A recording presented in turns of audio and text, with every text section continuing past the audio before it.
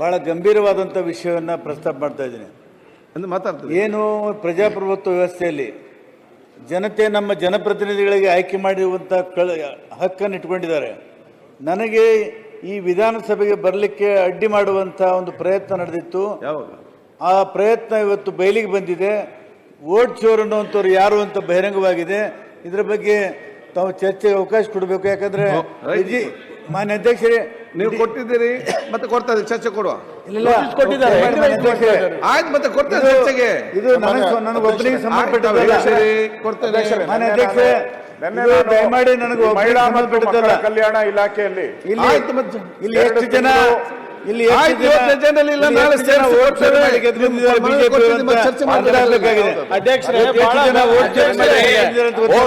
ಮಾಡುವ ಪದ್ಧತಿ ಕಾಂಗ್ರೆಸ್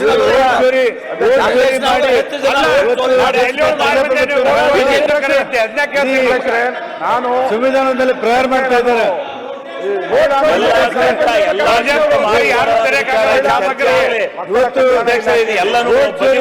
ತಗೊಳ್ಳಿ, ಚರ್ಚೆ ತಗೊಳ್ಳಿ, ಎಲ್ಲನೂ ತಗೊಳ್ಳಿ. ವಿಧಾನಸಭೆಗೆ ಬರಲು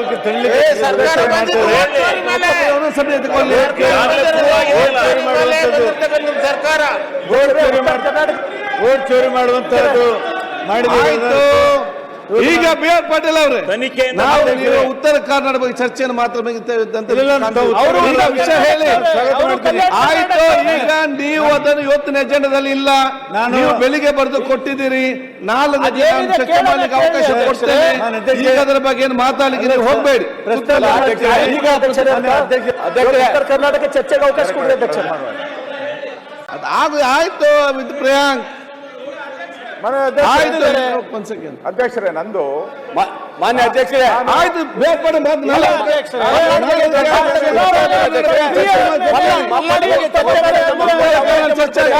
ಅದಕ್ಕೆ ಈ ಸದನದಲ್ಲಿ ಚರ್ಚೆ ಮಾಡಲಿಲ್ಲ. 3 ದಿನದ ಮುಂಚೆ, 2 ದಿನ ಮುಂಚೆನೆ ನಾನು ನಿಮ್ಗೆ ಮಹಿಳಾ ಮತ್ತು ಮಕ್ಕಳ ಕಲ್ಯಾಣ ಇಲಾಖೆಯಲ್ಲಿ ಗೃಹಲಕ್ಷ್ಮಿ ಸ್ಕೀಮ್ ಅದರಲ್ಲಿ 5,000 ಪ್ರಸ್ತಾಪ ಮಾಡಕ್ಕೆ ಅವಕಾಶ ಮತ್ತು ಮಾರ್ಚ್ ಅಲ್ಲಿ ಕೊಟ್ಟಿಲ್ಲ ಅಂತ ಹೇಳಿದ್ರು. ವೋಟ್ ಚೋರಿ ನಡೆದಿದೆ, ಅವರು ಉತ್ತರ ಮಾಡಿದ್ರು. ಅದನ್ನ ಅದಾದ್ಮೇಲೆ ನೀವು ಅವತ್ತೇನು ಯಾರು ಆರೋಪಿಗಳಂತ ಗುರುತಿಸಿದ್ದಾರೆ ಕೊಡಿಸ್ತೀನಿ ಅಂತ ಹೇಳಿದ್ರಿ. ಸೋಮವಾರ ಅಧ್ಯಕ್ಷರೇ, ಶಾಮನೂರು ಮಾನ್ಯ ಅಧ್ಯಕ್ಷರೇ, ಅದಕ್ಕೋಸ್ಕರ ದಯವಿಟ್ಟು ಅದಕ್ಕೆ ಉತ್ತರ ಬೇಕಲ್ಲ.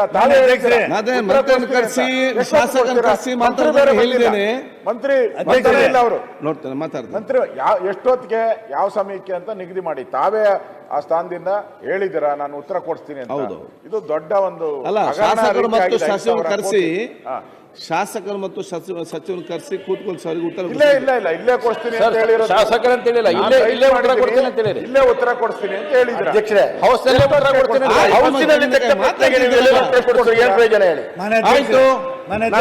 ಸದನಕ್ಕೆ ಮಿಸ್ಗೈಡ್ ಮಾಡಿದ್ದಾರೆ ಮಂತ್ರಿಗಳು. ಸದನದಲ್ಲೇ ಚರ್ಚೆ ಆಗ್ಬೇಕಲ್ಲ ಅದ್ರ ಬಗ್ಗೆ. ಮಧ್ಯಾಹ್ನ ಮೇಲೆ ಕೊಡ್ತೀರಾ? ನೋಡಿ, ಸಚಿವ ಬರ್ಬೇಕಲ್ಲ ಸದನ ಇವತ್ತಿದ್ದಾರೆ ಇಲ್ಲೋ ಗೊತ್ತಿಲ್ಲ. ನಾನು ನೋಡ್ತೇನೆ,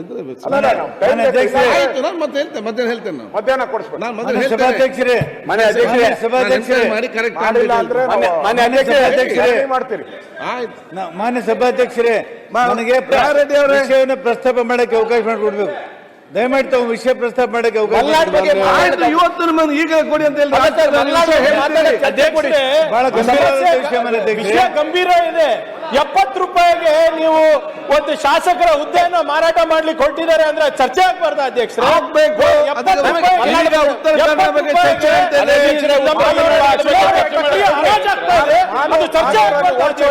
ಉತ್ತರ ಕರ್ನಾಟಕ ಉತ್ತರ ಕನ್ನಡ ಬಗ್ಗೆ ಚರ್ಚೆ ಮಾಡಿ. ಎಲೆಕ್ಷನ್ ಕಮಿಷನ್ ಬಗ್ಗೆ ಇರ್ಬೋದು, ಸಂವಿಧಾನದ ಬಗ್ಗೆ ಇರ್ಬೋದು, ಇಲ್ಲಿ ಚರ್ಚೆ ಆಗಿಲ್ಲ ಅಂದ್ರೆ ಇನ್ನೆಲ್ಲಿ ಚರ್ಚೆ ಆಗ್ಬೇಕು?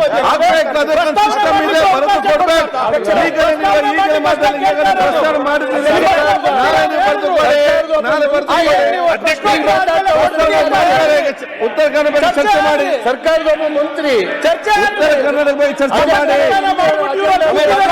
ಉತ್ತರ ಕನ್ನಡ ಚರ್ಚೆ ಮಾಡಿ. 70-80 ರೂಪಾಯಿಗೆ ಇವರು ಮತ ಕಲ್ಪನೆ ಮಾಡ್ಬಿಟ್ಟು ಇವ್ರು ಕೂತಿದ್ದಾರೆ. ಚರ್ಚೆ ಮಾಡಿ. ಆಯ್ತು, ಒಂದ್ ನಿಮಿಷ. ಪ್ರಸ್ತಾವನೆ ಮಾಡ್ಲಿಕ್ಕೆ ಅವಕಾಶ ಆಯ್ತು ಕೊಡಿ ಅಂತ ಕೇಳ್ತಾ ಇರೋದು. ಆಯ್ತು ಕುಕ್ಕಲ್ಲಿ ನಮ್ಮ ಅನುಮತಿನೇ ಪಡೆದು ಆಯ್ತು ಕೇಳ್ತಾ ಇರೋದು. ಕುಕ್ಕಲ್ಲಿ ಆಯ್ತು ಹೇಳಿದ್ದಾರೆ ಒಂದ್ ನಿಮಿಷ ಕೂತ್ಕೊಳ್ಳಿ ಸರ್. ಅಧ್ಯಕ್ಷರೇ ಆಯ್ತು ಒಂದ್ ನಿಮಿಷ ಅಧ್ಯಕ್ಷರೇ, ಅವರು ವೋಟ್ ಚೋರಿ ಬಗ್ಗೆ ಏನೋ ಚರ್ಚೆ ಮಾಡಬೇಕು ಅಂತಿದ್ದಾರೆ. ಸರ್ಕಾರ SIT ವರದಿಯ ಮಧ್ಯಂತರ ವರದಿಯನ್ನ ಕೊಡ್ಲಿ, ನಾವು ಚರ್ಚೆ ಮಾಡ್ಲಿಕ್ಕೆ ತಯಾರಿದ್ದೀವಿ. ನೀವು ಸುಮ್ಮನೆ ದಿಢೀರ್ ಅಂತೇಳಿ ಚರ್ಚೆಗೆ ಅಂತ ತಗೊಂಡ್ಬಿಟ್ರೆ ಆಗಲ್ಲ. SIT ವರದಿಯನ್ನ ಮಂಡನೆ ಮಾಡ್ಲಿ, ಧರ್ಮಸ್ಥಳದ SIT ವರದಿ ಮಂಡನೆ ಮಾಡ್ಲಿ, ಚರ್ಚೆ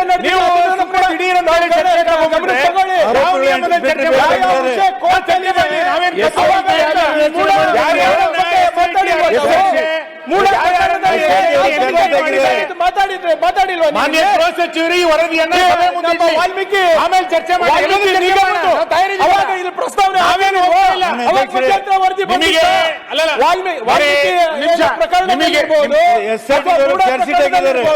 ಅವಾಗ ಮಧ್ಯಂತರ ವರದಿ ಸರ್ ನೀವೇ ಹಿರಿಯ ಸದಸ್ಯರು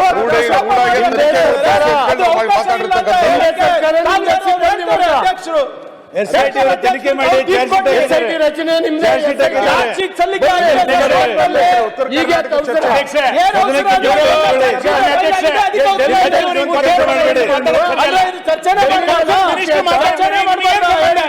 ಕನ್ಸರ್ನ್ ಮಿನಿಸ್ಟರ್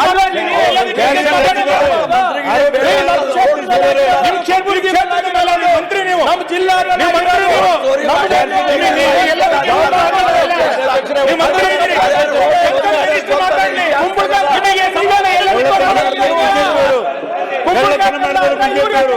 ನೋಡ್ಕೊತಾ ಇದ್ದಾರೆ ಅಧ್ಯಕ್ಷರೇ. ನೀವು ಆದ್ಮೇಲೆ ಅವಕಾಶ ಮಾಡ್ಕೊಡ್ತೀನಿ, ಅವಕಾಶ ಮಾಡ್ಕೊಡಿ. BR ಪಟ್ ಸಾಹೇಬ್ ಅಷ್ಟೇ ಕೇಳ್ತಾ ಇರೋದಲ್ಲ.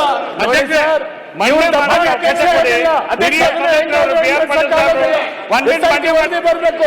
ಒಬ್ಬ ಮಂತ್ರಿ ಈ ರೀತಿ ಜವಾಬ್ದಾರಿಯಿಂದಲೇ ಮಾತಾಡ್ತಾರೆ ಅಂದ್ರೆ ಜವಾಬ್ದಾರಿ ಬಗ್ಗೆ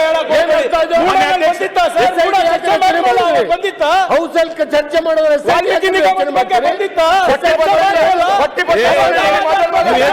ಮೋಸ ಮಾಡಿದಿರಿ, ಚರ್ಚೆ ಮಾಡಿ ಮೋಸ ಮಾಡಿ ಇಲ್ಲಿ ಬಂದಿದ್ರಿ. ಸೈಟ್ ತಗೊಳ್ಳಿ, ಎಷ್ಟು ಓಟ್ ಚೋರಿ ಮಾಡಿ ಮಲ್ನಾಡ್ ಬಗ್ಗೆ ಚರ್ಚೆ ಮಾಡಕ್ ಅವಕಾಶ ಕೊಡಿ ಈಗ ನಿಮ್ಗೆಲ್ಲರಿಗೂ ಕೂಡ ಧನ್ಯವಾದ. ನಿಮ್ಗೆಲ್ಲರಿಗೂ ಕೂಡ ಒಂದ್ ಸೆಕೆಂಡ್ ಕೂಡ ಚರ್ಚೆ ಆಗಿಲ್ಲ. ನಿಮ್ಗೆಲ್ಲರಿಗೂ ಕೂಡ ಬೇಲೂರ್